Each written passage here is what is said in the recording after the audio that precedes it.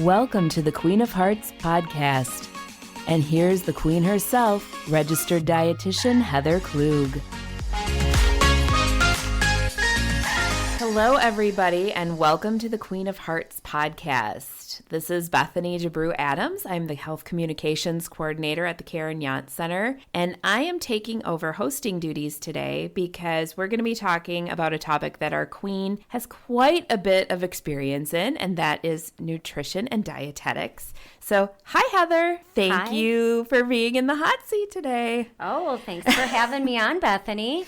On your own podcast. Yeah. I know, it's so generous of me. So because of events happening right now here in Wisconsin and the rest of the country, many conversations are being held about how race impacts various areas of life. And in the course of what I do for a living, which is handle the social media for the Karen Yant Center, I came across an article on NBC News, and it was all about how race is affecting nutrition, everything from the number of people of color in the nutrition field to how dietitians talk about nutrition with their patients.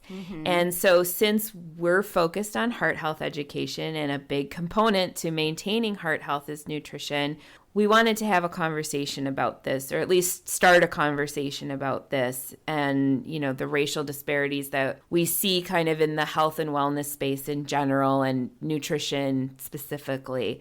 And this is obviously a very complex issue. We're well aware of that. We certainly won't be able to address everything there is to the issue in just this one episode, or we'd be here, you know, forever. But we'd like to start a conversation and hopefully grow it and go deeper into it in future episodes. And just saying that we're trying to be as respectful as we can, because neither Heather nor myself are people of color. So, you know, we're hoping we're using the right terminology.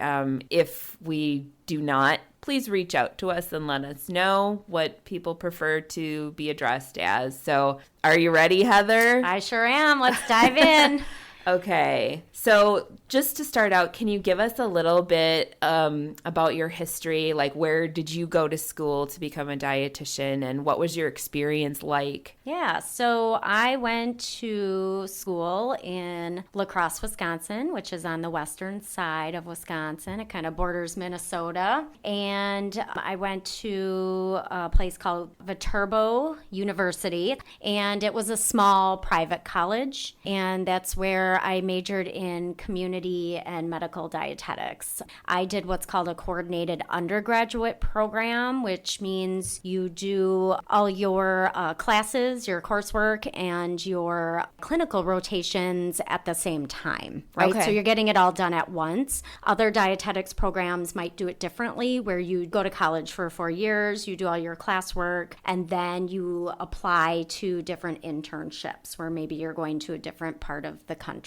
So, yeah, with ours, we were able to do rotations in a lot of different areas, which is kind of nice because you get to see what it is you maybe would like to do as a dietitian, and maybe certain areas where you know you don't want to work. Yeah. Yeah.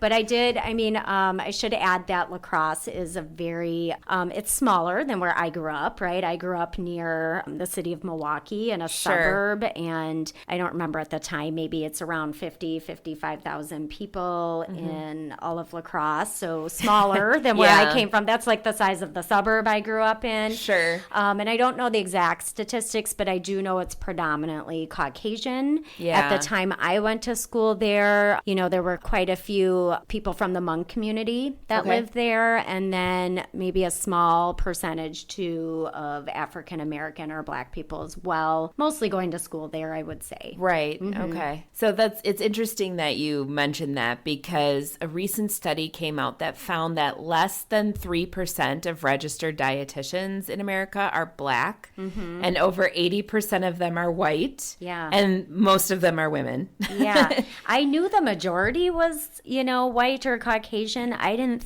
think it was going to be that high, to be honest. Yeah, it is a little surprising. It's a little surprising to me because I feel like the field, the dietetics profession, is becoming more culturally diverse. Yeah. So why do you think there is this this large discrepancy in numbers that we see right now? Yeah. Well, there are a lot of different pieces that go into how many people are in any given profession. But historically, Black, Indigenous, people of color were not allowed to practice or attain the level of educated needed to be a registered dietitian or anything in the medical field. Yeah. Right? So that's left a lag that we're still hoping to recover from decades later. Sure. And entrance into programs for clinical nutrition are comparable in many ways to getting into medical school. It's really almost like a pre-med degree when you think about it. You're taking pretty high-level, courses. I mean, we had to take organic chemistry and biochemistry, and, you had a 5-credit course in anatomy and physiology. It's just, there's a lot, right? Yeah. And this means that depending where you go to school from, elementary through high school, the quality of your education is likely going to affect your ability to get into college and therefore what major you decide to take up. Sure. Right? So if you are going to an underfunded public school and your classroom is crowded and you don't have the best resources, right, you have a lot of obstacles or barriers in your way, sure, right? And that might stop you from maybe going into a certain field. Right. And then once you get into college, there's the expense. Yeah. I mean, we all deal with that. Period, I think. I mean, I didn't come from a wealthy family. Mm-hmm. I still had to work through college, but I did get help from my parents, and not everybody has that. You know, you get a 4-year undergraduate degree, and then you get out of college, and now you got to start paying off loans if you got those. And often, I mean, we get paid okay as dietitians starting out, but we're not starting out at, $30-$40 an hour, right? So, to have to start paying back those loans gets, kind of expensive. And then there's one more thing I guess I'd like to add to that, because with the dietetics profession, they are changing the standards a little bit. Okay. So as it is right now, to practice as a dietitian, so you do your coursework, right? Mm-hmm. And you graduate with your degree. You do have to pass a national exam, and it's hard. Not everybody passes the first or even second time through. And then you get your RD credentials. Within the profession, that's going to be changing in the year 2024. Okay. And that you're going to need a master's degree before you can practice as a registered dietitian. So you need probably at least an extra 2 years, maybe 3. I don't know how long it would take to go through a master's degree program. I'm sure it depends on which degree you go for. But you're talking even more years of college now before you can start practicing. I mean, I think it's good overall because it means, hey, we're going to have really qualified dietitians out there. Yeah. But that is, I can see maybe a stumbling block for people into maybe going into the profession. Yeah. And I mean, that you've mentioned a lot of barriers. So I don't think most people consider all of that when looking at who makes up the population of a given profession, like you said. So let's say that as a Black or Indigenous person of color, you've overcome any and all obstacles, okay? So you've overcome everything like you just mentioned, if those are the obstacles you're facing, and you're now a registered dietitian. So what are the models that you've learned in your schooling that you're taking into the community that might be kind of contributing to these racially biased ideas of nutrition and kind of allowing them to continue? Yeah. Dietitians are educated mostly on things like biochemical pathways of nutrients and evidence-based patterns, right? That support health. Back when I was going to school, I would say there wasn't as much taught on maybe, diversity within different cultures and what they eat and maybe why they eat a certain way. Or maybe even on how to effectively counsel or educate people from various cultures. Right. Maybe I'm just not remembering things correctly. That was almost 25 years ago now for me. Can't believe it was that long ago. I do remember that we had, as part of one of our classes, so just a section of it, we were broken into small groups, and we were, we had to research a culture, and then we had to prepare foods from that culture and then share that with the rest of the class. And that was I really like that. I love learning about different cultures. We had one of my classmates who was part Korean, and, you know, she talked about kimchi and how that was made. And I'd never heard of kimchi, never tried it before. It was a little too spicy for me, but it was really cool kind of learning about that. But that has changed. Definitely over time. So I think that's one good thing that's maybe happening, is that people who go for a dietetics degree now, they're getting whole semester long classes and things like this, right? Whereas ours was a small section. They have a whole class on cultural diversity. They have another whole class on like foods and nutrition of world cultures, right? I think those things are helpful. Right? Yeah. So, but I do think that has been an issue for quite a while, in that wasn't always a major component maybe of dietetics programs. Sure. So before these classes, it was kind of like if you didn't already have a comfort level with a different culture and their traditions, you might not know how to effectively include them in a nutritional intervention that you would do with a patient or a client. So I could see how that would be like a vicious cycle until you end up with a really narrow view of what healthy nutrition actually is. Yeah, exactly. If you look at healthy eating from a cultural standpoint, it will look different depending on the cultural foods that make up a traditional diet for that group. But in this country, there's a very narrow view of healthy eating. Yeah. You know, like I think people see images, or they think of stuff like, oh, I have to eat salads or avocado toast or green smoothies. And those are great things to eat, but that's not the only way to eat healthy, right?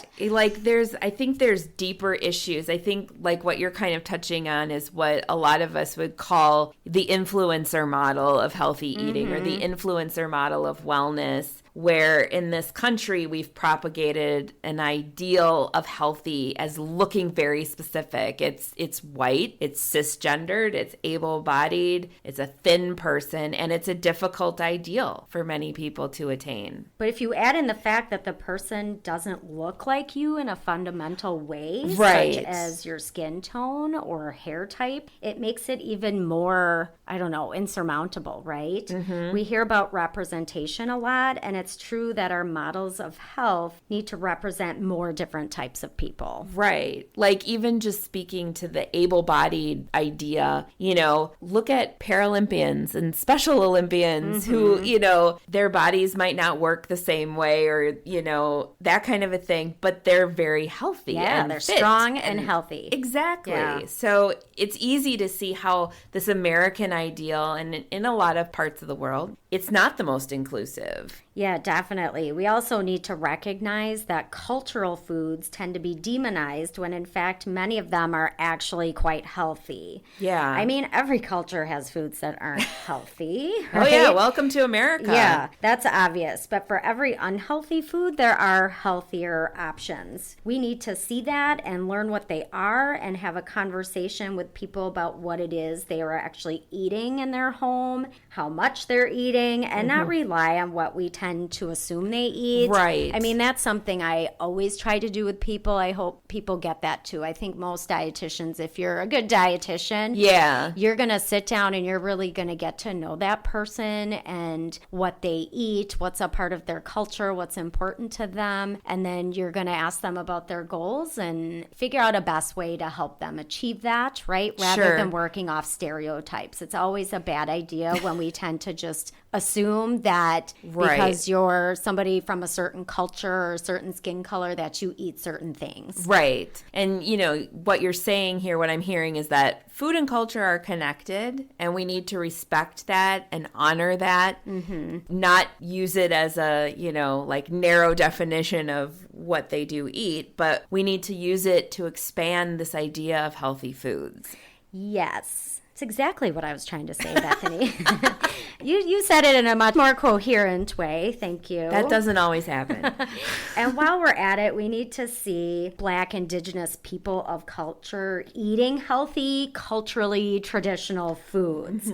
The way we've set up our model for healthy eating has made it seem inaccessible for many people. But the more images we can see of all different people eating healthy foods that are part of their culture, we will see that there are many different faces and bodies that represent health. definitely. And that makes so much sense because seeing diverse representation in the health and wellness space is essential. And just knowing that, I have to choose images for things like brochures and flyers and our social media. And, even going through like stock photography to find some of these images, it's hard to find diverse images, and if they're hard to find, then I can't use them. Yeah. And if I can't use them, now I'm part of this cycle that's perpetuating this ideal that isn't, it's not inclusive at all unless you are a very, very specific type of person. So are there other things that you think need to be considered when talking about this topic? Oh, there sure are, Bethany. One of the main traps that many people in healthcare fall into is the blame game, where we see a Black, Indigenous person of color and we blame them for the conditions they are suffering from, whether it's obesity or diabetes or hypertension. Okay? Right. We see these blanket statistics, and our tendency is to think that just because someone is Black or Latinx or Native American, they are doomed to a higher rate of obesity or whatever based on their skin color. Right. But that's not it. Many of the outcomes they face are linked to social determinants. Okay. So I don't know if everybody out there is familiar with the idea of social determinants of health. Can you kind of talk a little bit more about that? Yeah, absolutely. Well, good health doesn't exist in a vacuum. And healthy nutrition is a component of good health, but it's more than just finding, choosing, and eating healthy food. I wish it was just that easy, right? Like if we all know we're supposed to eat fruits and vegetables, right, every day. But do you live in a neighborhood that is safe and has things like green space and sidewalks where you can safely walk and stay active? How available and accessible are full service grocery stores in your area? Because those are the places where you're going to find healthy, reasonably priced foods. If I can just share an example of that, because this one is a big one for me, and it's with one of my jobs, this was something that really opened up my eyes to it. So again, I went to school in La Crosse on the other side of the state. And then when I came back, I got a job with the Women, Infants, and Children program. So I worked in the city of Milwaukee at like 3 different sites. So I worked with moms of like babies and little kids. So you're talking to them about eating healthy if they haven't been doing that. So you're mentioning these things, they sound easy. Yeah, you need to, can you feed your kids more healthy fruits? Feed them more. Why aren't you feeding them fruits and vegetables? I wouldn't phrase it like that. But, you're trying to encourage them to eat healthier things. And they will say, well, yeah, that sounds great. But I have to take 2 or 3 different buses to get to a grocery store. And I'd ask, well, where do you shop right now? And it's, all they have are the corner stores, which I didn't even know about, right? Like here I live 10 minutes away from where these people live. And my community is so different, even though we're in the same county. Like I can hop in my car. That was one thing I didn't think about either. Like, a lot of people don't have cars. Right. Yeah. If you don't have a lot of money, you don't have money for a car. Or you don't have a place to put it. Right. Yeah, all that stuff. Yeah, you're right. Even sometimes just having enough storage to put some of these things or even cooking utensils to cook the food in, those, kind of things. But anyway, it opened up my eyes to this thing which we now call the food desert. I think that was coined sometime maybe in the 90s. But, I don't think a lot of people are aware that most people who live in inner cities, they mostly shop at corner stores, which don't have great access to food. If they do have any fresh produce, it's usually rotten or moldy or just something you wouldn't want to buy. It's still expensive. Even the canned vegetables, canned fruits they don't have low sodium, no salt added versions. I mean, the variety is not there. And then you've got all these barriers in the way for them to even have access to healthy food. So here, we go to that blame game. Well, why aren't you eating more of these things? Right. And not understanding that there are these things, parts of people's lives that make it super hard for them to do what they even want to do. Sure. Okay. And I think that kind of goes hand in hand, too, with access to health services and health screenings, which, can lead to interventions at earlier times. So, like if you have access to a primary care physician, for example, example, you can maybe see something as it's starting to fester, oh, I see that your blood pressure has gone up the last couple times you've been here. What can we do to work on that? If you don't have somebody in your community, if you don't have a community clinic or access to healthcare, or, it just makes it that much more complicated as you move on in your life. It's going to be a bigger problem that's going to be harder to tackle. Yeah. As opposed to something that you could start tackling before it becomes this big issue. Yeah. Yeah. I mean, it goes beyond just suggesting a few different types of food for a person to eat. Right.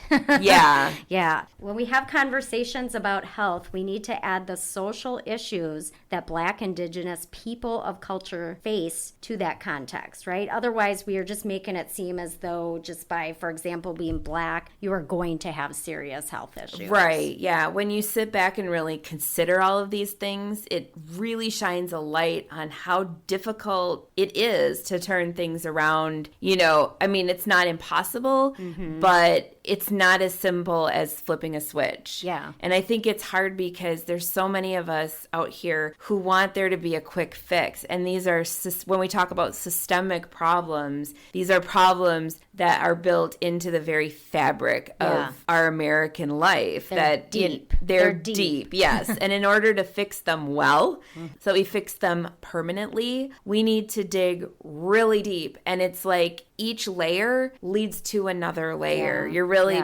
peeling the onion. And in order to fix things, you have to get to that root and start from there. So we see that being inclusive when it comes to talking about healthy eating goes far beyond, suggesting a few different types of food to a person based on their culture. There's a lot of things that are going to be in play. That's absolutely right. And hopefully by being able to draw these lines from what has historically happened in the healthy nutrition conversation to what still happens in nutrition today, more people will understand that we need to rework some very basic but very complex building blocks, even while we work on the things that seem more doable in the short term, like being more inclusive with images and information presented. For sure. Well, like we said, we just scratched the surface today on this topic, but we hope in future podcasts to dig a little deeper into the issue and how it relates to Black and Indigenous people of color women and their respective heart health. So thank you, Heather, for really kind of sitting in an uncomfortable seat and digging into some of these uncomfortable situations and giving us your dietitian expertise. Oh, you're very welcome, Bethany. Thank you for having me on today. Having you on your very own podcast. Yes, thank you. It's my pleasure. So if you like what you've been hearing on our podcast,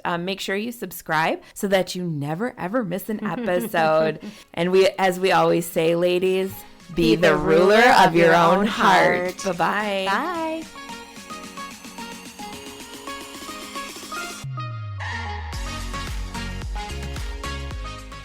Thank you for joining us on the Queen of Hearts podcast.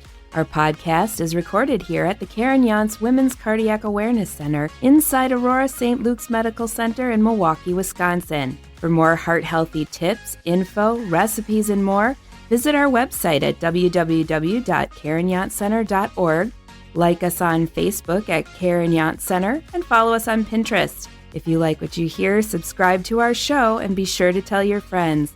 Until next time, ladies, be ruler of your own heart.